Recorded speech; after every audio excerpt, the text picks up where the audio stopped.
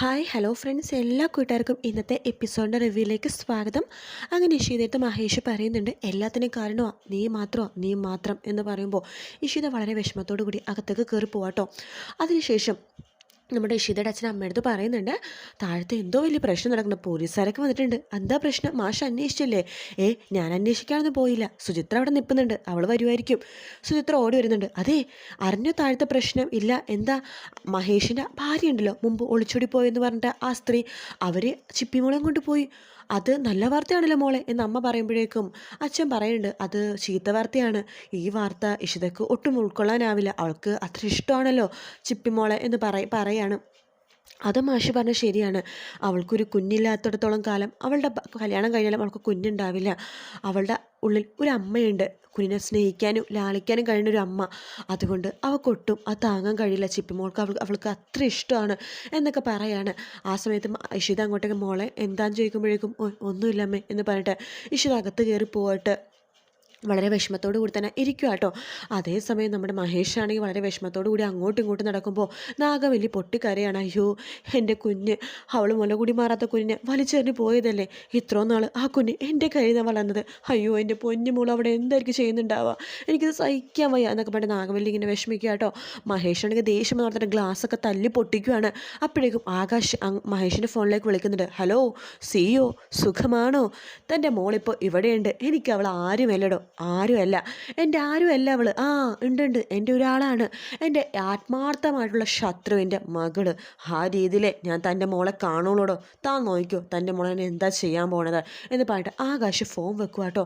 അത് കേൾക്കുന്നത് മഹേഷിനാകെ സങ്കടം വരുവാണ്. മഹേഷ് പൊട്ടിക്കരയണം. അയ്യോ മോനെ എന്ത് പറ്റിയടാ എന്ന് പറയുമ്പോഴേക്കും മഹേഷ് പൊട്ടിക്കരഞ്ഞുകൊണ്ട് അകത്ത് കയറിപ്പോയിട്ട് വാതിലടച്ച് കുറ്റിയിടുക കേട്ടോ. അയ്യോ, എൻ്റെ പൊന്നു മോൻ എന്നൊക്കെ പറഞ്ഞിട്ട് നാഗവലി കരയുന്നുണ്ട്. നാഗവലി പറയുന്നുണ്ട്, പോയി അന്വേഷിക്കുക, എൻ്റെ ചിപ്പിമോളെ കൂട്ടിക്കൊണ്ടുപോവാ, എനിക്ക് അവളില്ലാതെ പറ്റില്ല എന്നൊക്കെ പറയാണ്. അപ്പോൾ മഹേഷിൻ്റെ ചേച്ചിയും കരയുന്നുണ്ട്.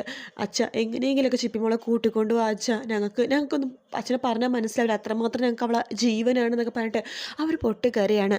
അതേസമയം നമ്മുടെ രജനിയാണെങ്കിൽ ചിപ്പിമോളത്ത് പറയുന്നത്, മോളെ ദേ ഇനി മുതൽ ദേ ഈ സെക്യൂരിറ്റി അങ്കിൾ ഉണ്ടല്ലോ, മോളുടെ കൂടെ കളിക്കും ചിരിക്കും കഥ പറഞ്ഞു തരും, ഇതാണ് സെക്യൂരിറ്റി അങ്കിൾ എന്നൊക്കെ പറയാണ്. എന്നിട്ട് സെക്യൂരിറ്റി പറയുന്നുണ്ട്, രചന ദേ ഇതെൻ്റെ മോളാണ് കേട്ടോ, ചിപ്പിമോൾ, ഋതു എന്നാണ് ശരിക്കുള്ള പേര് എന്ന് പറഞ്ഞിട്ട് അകത്തേക്ക് കൂട്ടിക്കൊണ്ടുമാണ് നമ്മുടെ ചിപ്പിനെ.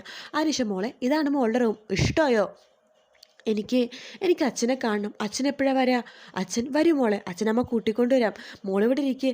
അതേ നോക്കിയേ, മോളെ ഇവിടെ റൂമൊക്കെ ഇഷ്ടമായോ? മോൾക്ക് എന്താ കഴിക്കാൻ വേണ്ടത്? എനിക്കൊന്നും കഴിക്കാൻ വേണ്ട. ശരി, വിശക്കുമ്പോൾ പറഞ്ഞാൽ മതി അമ്മ എടുത്ത് കേട്ടോ എന്ന് പറയുമ്പോൾ ആകാശം അങ്ങോട്ടേക്ക് വരുവാണ്.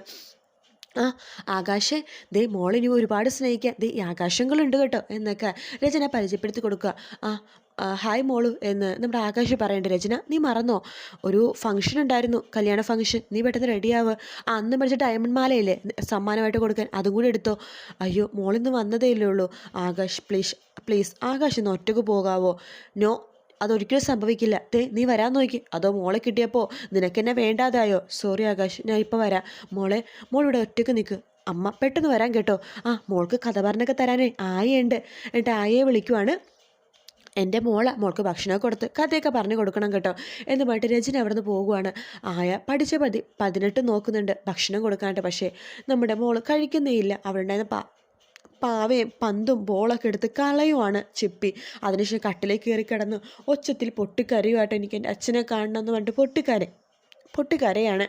അതേസമയം നമ്മുടെ ഇഷിതയാണെന്നുണ്ടെങ്കിൽ ഇഷിതയുടെയും അതുപോലെ തന്നെ ചിപ്പിയുടെയും പടം വരക്കുവാണ്. അതിനുശേഷം സുചിത്ര അടുത്ത് പറയുന്നുണ്ട്, സുചിത്ര ഇഷ്ടത്തിന് മോളിലൊരു ഇഷ്ടം എന്ന് നീ കേട്ടിട്ടുണ്ടോ? അതാണ് എനിക്ക് ചിപ്പി മോള് എന്ന് പറഞ്ഞിട്ട് അപ്പോഴേക്കും സുചിത്ര ചോദിക്കുന്നുണ്ട്, ആ രചന ചിപ്പിനെ ശരിക്കും നോക്കോ? അവർ നല്ലൊരു അമ്മയായിരിക്കുമോ ചേച്ചി? ആയിരിക്കണം, അല്ലെങ്കിൽ എന്തെങ്കിലും തെറ്റ് പറ്റിയിട്ടുണ്ടെന്ന് വേണം വിചാരിക്കാൻ. ഇനി എനിക്കെന്തെങ്കിലും തെറ്റ് പറ്റിയോ എന്നൊക്കെ ആലോചിച്ചിട്ട് ഇഷിത ആകെ വിഷമിച്ചിരിക്കുക കേട്ടോ. അതേസമയം നമ്മുടെ ചിപ്പി രാത്രിയായിട്ടും ഉറങ്ങാണ്ട് കരഞ്ഞുകൊണ്ടിരിക്കുകയാണ്. പാതിരാത്രി ആകുമ്പോഴേക്കും രചന കയറി വരുന്നുണ്ട്. അയ്യോ, എൻ്റെ പൊന്നുമോൾ ഉറങ്ങിയില്ലേ, എന്താ ഉറങ്ങാത്തതെന്ന് ചോദിക്കുമ്പോൾ എനിക്ക് ഉറക്കം വരുന്നില്ല, എനിക്കെൻ്റെ ഫ്രണ്ടിനെ കാണണം. ഫ്രണ്ടോ? സ്കൂളിലെ ഫ്രണ്ടാണോ? അല്ല, എൻ്റെ ഫ്രണ്ട്, ബിഗ് ഫ്രണ്ട്, ഒരു അമ്മയെ പോലെ എന്നൊക്കെ പറയാറില്ലേ, ആ ഫ്രണ്ട് എന്ന് പറയുമ്പോൾ നമ്മുടെ രചനയാണെങ്കിൽ ആകെ ദേഷ്യപ്പെട്ട് ചിപ്പിനെ നോക്കുന്ന ഭാഗത്തോട് കൂടിയിട്ടാണ് കേട്ടോ ഇത് എപ്പിസോഡ് തീരുന്നത്. വീഡിയോ ഇഷ്ടപ്പെട്ടെങ്കിൽ ലൈക്ക് ചെയ്യാൻ മറക്കരുത്, സബ്സ്ക്രൈബ് ചെയ്യാനും മറക്കരുത് കേട്ടോ. മറ്റൊരു വീഡിയോ ആയിട്ട് വീണ്ടും കാണാം. Take care, bye bye.